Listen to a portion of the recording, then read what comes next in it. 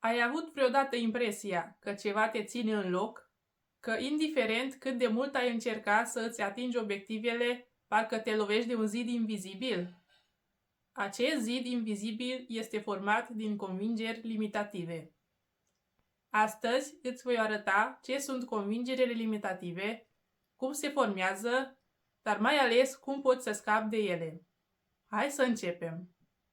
Deci, ce sunt aceste convingeri limitative? Convingerile limitative sunt gânduri sau idei negative despre tine sau despre lume pe care le consideri adevărate chiar dacă nu sunt. Aceste gânduri funcționează ca niște bariere invizibile care te opresc din a-ți atinge obiectivele. De exemplu, nu sunt destul de bun pentru a reuși. Nu am talent pentru asta. Sau oamenii ca mine nu au succes. Aceste fraze par inofensive, dar devin realitatea ta dacă nu le schimbi. Convingerile limitative îți influențează gândurile. Gândurile tale influențează emoțiile pe care le ai. Emoțiile tale îți influențează acțiunile, iar acțiunile tale îți determină rezultatele. Din această secvență poți vedea că rezultatele tale depind în cele din urmă de convingerile pe care le ai. Un om care crede că banii se fac greu va avea emoții complet diferite decât cineva care crede că banii se fac ușor. Și în consecință va avea acțiuni diferite care vor aduce rezultate care reflectă această convingere. Rezultatele vor consolida convingerea limitativă, iar omul va cădea într-un cerc vicios. Dacă vrei să ai rezultate diferite de cele pe care le ai acum, va trebui să îți schimbi convingerile limitative. Și nu va fi ușor, pentru că aceste convingeri sunt înrădăcinate adânc în subconștient. Dar rezultatul va merita toată munca depusă. Hai să vedem de unde vin aceste convingeri limitative. Convingerile limitative se formează într-unul dintre aceste trei moduri. 1. Experiențe personale. Un eșec trecut poate crea teama că vei eșua mereu. 2. Mediul familial. Dacă ți s-a spus mereu că banii sunt greu de făcut, e posibil să crezi asta fără să o mai pui la îndoială. Pentru că ai văzut cum se chinuiau părinții tăi și ai crezut că așa trebuie să fie. Drept rezultat, ai creat aceeași realitate ca a părinților tăi.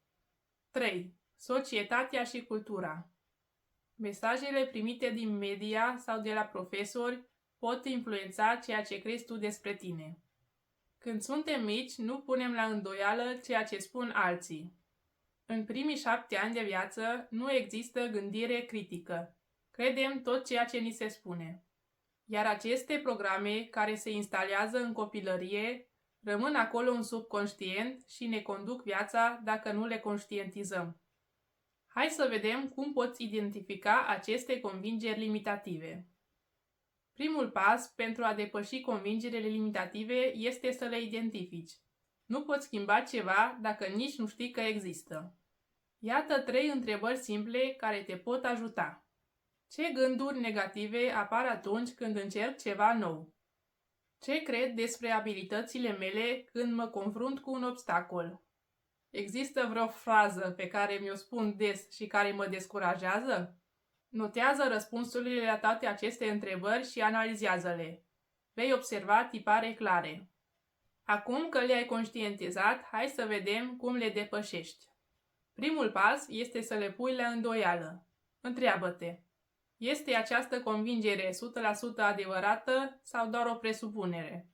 De multe ori vei descoperi că este doar o poveste pe care tu ți-ai spus-o singur. Pasul 2 este să cauți dovezi contrare. Ai avut vreodată succes într-o situație similară?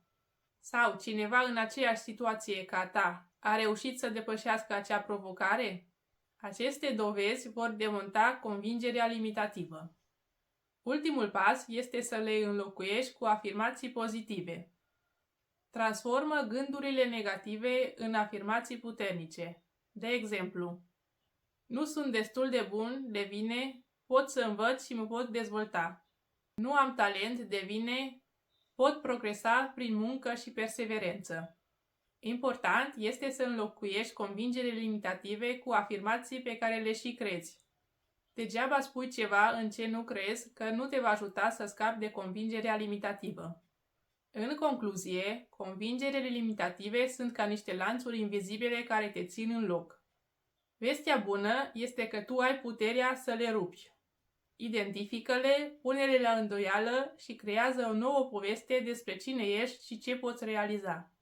Dacă ți-a plăcut acest video, nu uita să dai un like, să te abonezi la canal și să împărtășești în comentarii o convingere limitativă de care ai reușit să scapi. Ne vedem în următorul video.